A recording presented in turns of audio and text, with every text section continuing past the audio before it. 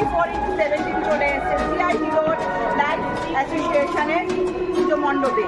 এখানে পুজো হচ্ছে সাবিত্রিয়ানা পুজো, একদমই তাই। মায়ের সাজ হচ্ছে সাবিত্রী সাজ, আর এখানে যে এবারে থিম স্বর্ণ মন্দিরের আদলে তৈরি করা হয়েছে। এই পুজোর বিস্তারিত সমস্ত তথ্য তো আপনাদের তুলে ধরবই, তার আগে এই পুজো সম্পর্কে কিছু পূজার কথা শুনে নিই। পুজো কমিটির যে সেক্রেটারি আছেন, অর্থাৎ অ্যাসোসিয়েশনের যে সেক্রেটারি, তার কাছ থেকে আসছেন সেক্রেটারির কাছ থেকে শুনে নিই। নমস্কার দাদা। আচ্ছা, পুজোর সম্বন্ধে যদি দু চার কথা বলে।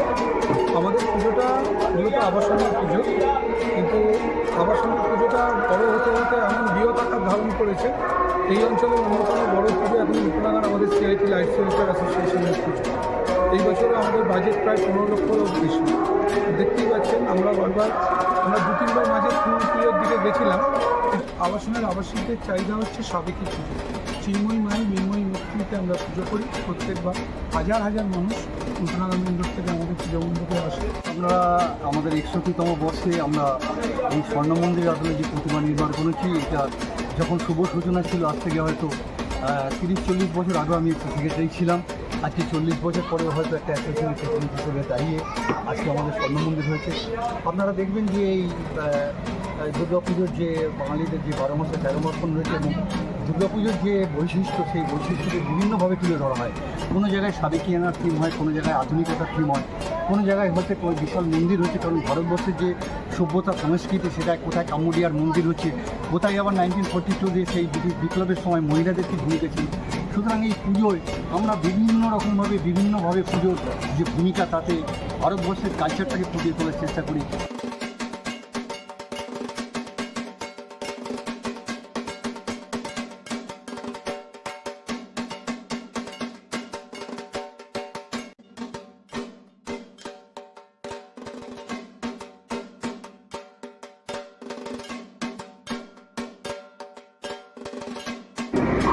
বন্ধুরা, নিউজ 24/7 টিভির পর্দায় সিআইটি লাইফ ওয়েলফেয়ার অ্যাসোসিয়েশনের পুজো আপনাদের সামনে তুলে ধরলাম।